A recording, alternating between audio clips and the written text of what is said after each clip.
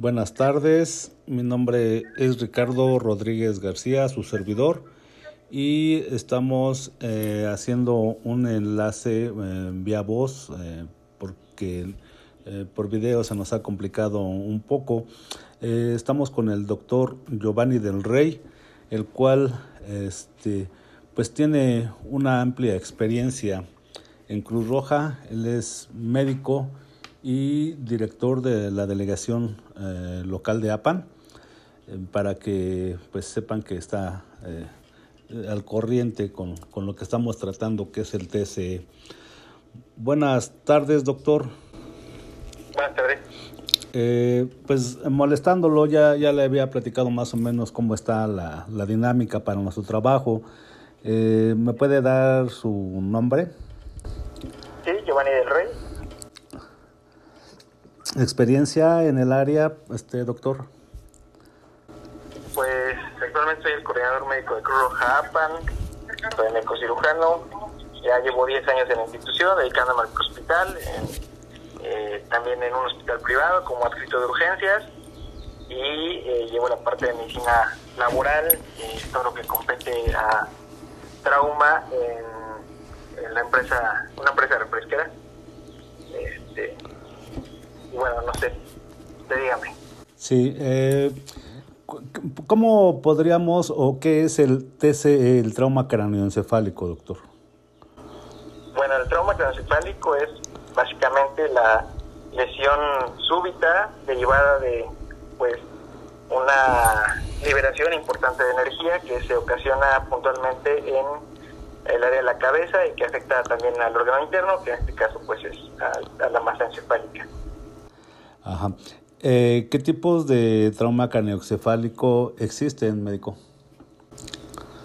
Pues tenemos trauma craneoencefálico, una clasificación general como grado 1, 2 y 3, que también puede ser leve, moderado y severo, dependiendo de las complicaciones que tenga el paciente y de pues su escala de coma de Glasgow, que es como habitualmente lo clasificamos. Claro. ¿Cuáles son los síntomas para determinar qué tipo de trauma craneoencefálico hay y en qué grado es que se encuentra Pues los síntomas sí pueden variar de manera importante de paciente a paciente, dependiendo de la liberación de energía que se haya generado en la cinemática del trauma. Sí. Habitualmente encontramos a pacientes con el accidente de golpe en la cabeza, de una lesión en la cabeza, y que están relacionados, dependiendo de la gravedad, con síntomas que van desde el dolor leve hasta la inconsciencia, dependiendo de la parte afectada, o bien la pérdida de la movilidad de alguna parte del cuerpo. Sí, nos comentaba usted ahorita que es conforme a la escala del Glasgow. ¿Nos podría explicar un poquito qué es el coma de Glasgow? Sí, básicamente la escala de coma de Glasgow es una puntuación que nosotros asignamos al paciente a su ingreso o desde la valoración inicial al área de urgencias, y que implica 3 rubros. Esos rubros van sumando este puntaje que puede ir desde los 3 puntos en un paciente muy grave hasta los 15 puntos en un paciente que está neurológicamente normal. Básicamente los puntos que consideramos son primeramente la respuesta motriz, que es el que nos implica un mayor puntaje, hasta 6 puntos, dependiendo de lo que el paciente manifieste. Y el paciente a su ingreso obedece normalmente las órdenes que nosotros le solicitemos o le indiquemos, es decir, nos obedece las órdenes, le asignamos un puntaje de 6. El puntaje de 5 se refiere a que solamente localiza el dolor, no está de todo consciente, pero sí ubica la parte que le duele. El puntaje de 4 se refiere a un paciente que retira la zona donde le está doliendo cuando nosotros estimulamos la región. Y ya después vienen casos un poco más graves. El caso de un paciente con decorticación o de un paciente con descerebración. Lo que se refiere a la decorticación es cuando el paciente flexiona las extremidades y le asignamos un puntaje de 3, o bien si el paciente solamente extiende las extremidades y le asignamos un puntaje de 2. Y bien, al final, si no contamos con ninguna respuesta después de haberlo estimulado, entonces consideramos un paciente sin respuesta y le asignamos un puntaje de 1. El siguiente rubro que asignamos es la apertura del ojo, y cuando el paciente lo mueve normalmente sin necesidad de ningún estímulo, o abre y cierra los ojos sin necesidad de un estímulo, lo consideramos como una apertura ocular espontánea y le asignamos un puntaje de 4. Cuando el paciente obedece a las órdenes que nosotros le damos puntualmente, verbales, le asignamos un puntaje de 3. Cuando el paciente abre los ojos con el dolor, le asignamos un puntaje de 2. Y de la misma manera, cuando no tenemos respuesta, le asignamos un puntaje de 1. Y el último rubro se refiere a la respuesta verbal. Cuando nosotros platicamos con un paciente en la valoración inicial y el paciente está orientado, es decir, recuerda perfectamente la cinemática del trauma, no perdió el estado de alerta, sabe dónde está, en qué fecha está, quién es él, le asignamos un puntaje de 5. Si la conversación se torna un tanto confusa, él no recuerda algunas cosas, le asignamos un puntaje de 4. Si cuando nosotros le preguntamos solamente tiene respuestas inapropiadas que no van relacionadas a la pregunta que nosotros le estamos haciendo, le asignamos un puntaje de 3. Hay algunos pacientes que solamente tienen algunos sonidos incomprensibles durante la exploración. A estos pacientes le asignamos un 2. Y cuando no existe respuesta, le asignamos un puntaje de 1. Esta combinación de posibilidades nos asigna una escala, como les comentaba, desde el 3 hasta el 15, y que puede implicar un paciente que va de lo más leve hasta lo más severo. Sí, doctor. Ok, creo que esta contestó otra pregunta que también tenía, de cuáles son los síntomas para determinar que mi paciente tiene un TC. Creo que con esta escala de Glasgow también se contesta esta pregunta, ¿no? También, por ejemplo, ¿cuál es el primer paso para atender este tipo de pacientes? Como paramédico en la atención prehospitalaria, perdón. Pues ahí inicialmente, como en cualquier atención de pacientes, lo primero que revisamos al llegar, pues ya lo saben, en el ambiente prehospitalario, pues es la seguridad de la escena y la seguridad de los paramédicos. Claro. De la misma manera, como con cualquier paciente de trauma, una vez que hemos considerado que nuestra escena es segura, podemos abordar a nuestro paciente. Y cuando es un paciente que tiene un antecedente de trauma, entonces iniciamos una revisión inicial rápida que implica la valoración de la vía aérea, el controlar sus cervicales, implica que estemos valorando su ventilación y la calidad de la ventilación, que revisemos su estado hemodinámico de manera muy puntual, qué tan rápido está su pulso, qué tan intenso está su pulso, sí, y si en el momento encontramos alguna hemorragia. Después ya va la parte propiamente neurológica, que en el momento es la determinación rápida de la escala de coma de Glasgow, y que ahí le damos la puntuación que hablábamos.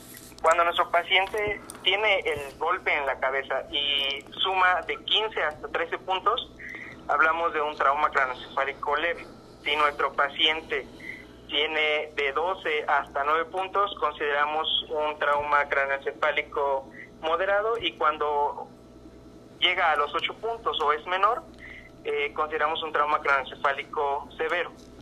Y finalmente, pues hacemos el resto de la exploración. Es muy importante que en este tipo de pacientes, que sabemos de antemano que tienen un daño neurológico, se les brinde toda la protección de medidas, puntualmente de inmovilización, para hacer el empaquetamiento y traslado adecuado del paciente.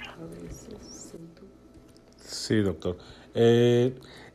Nosotros como atención prehospitalaria, doctor, podemos acceder, bueno, usted sabe que muchas veces lo hemos hecho con su dirección a la administración de medicamentos, pero en el caso de los pacientes con este tipo de trauma, para hacer la intubación, ¿en qué casos procedería esta técnica?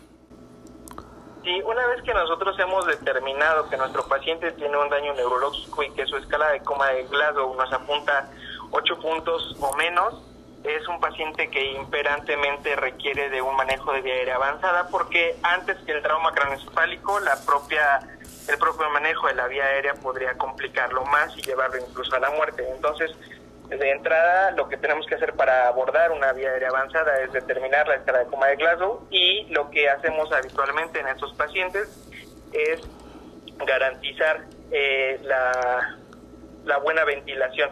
Eso a nivel prehospitalario lo que recomendamos es, si bien tenemos el acceso al equipo necesario, se les brinda protección a través de una mascarilla laríngea, sí, que implica que el paramédico, desde los técnicos en urgencias médicas básicos, pueden acceder sin necesidad de tener una expertise mucho más amplia como lo demanda la introducción de un tubo orotraqueal. Sí, doctor. Después, como parte de los fármacos iniciales, tenemos que garantizar el aporte complementario de oxígeno, sí, para pues estar en efecto garantizando la buena oxigenación del cerebro, y podemos abordar una vía venosa a través de soluciones que no impliquen glucosa, para garantizar la adecuada perfusión cerebral, ya que estos pacientes requieren, por el tipo de trauma, habitualmente pues una presión un tanto elevada, con la intención de mantener la función cerebral activa. Sí. ¿Cómo doctor, podemos ver que el paciente, como usted lo sabe, el primer contacto que tenemos es el Hospital General del Altiplano, pero ¿cómo puede saber ustedes como médicos que requiere el siguiente nivel, que es un tanto, pues no tiene los recursos necesarios para poderlo atender este hospital, y cómo determinan que se tiene que pasar al siguiente nivel hospitalario? Sí, cuando nosotros hacemos la revisión de estos pacientes, y sobre todo en pacientes que ameritan bien terapia intensiva o una intervención neuroquirúrgica para salvaguardar la función cerebral, y no contamos con el especialista o con la infraestructura necesaria en el hospital para darle el manejo definitivo a estos pacientes, como sería un drenaje de hematoma, por ejemplo, y después los cuidados neurocríticos en una unidad especializada, entonces tenemos que proceder a realizar un enlace a través de los medios posibles, por ejemplo, trabajo social, sí, para garantizar la aceptación de un paciente y darle el manejo prioritario, que habitualmente es la descompresión craneal, y que definitivamente en un hospital de segundo nivel que no cuente con los especialistas no lo van a poder hacer. De no hacer este manejo de manera prioritaria, bueno, pues los demás esfuerzos de reanimación, pues en general son infructuosos, porque no nos van a dar el resultado esperado, que es salvaguardar esta función, y que poco a poco se va a ir deteriorando, y que nos comprometen la vitalidad del cerebro, y con ello pues nos representan un alto riesgo de mortalidad para el paciente. ¿Cómo podemos ver que el paciente está comprometido todos sus órganos, dada la funcionalidad que no tiene en el cerebro por la opresión que está ejerciendo por el trauma en el cerebro? ¿Cómo lo podemos determinar, digo, independientemente de la escala de coma de Glasgow, para poder pasar al siguiente nivel?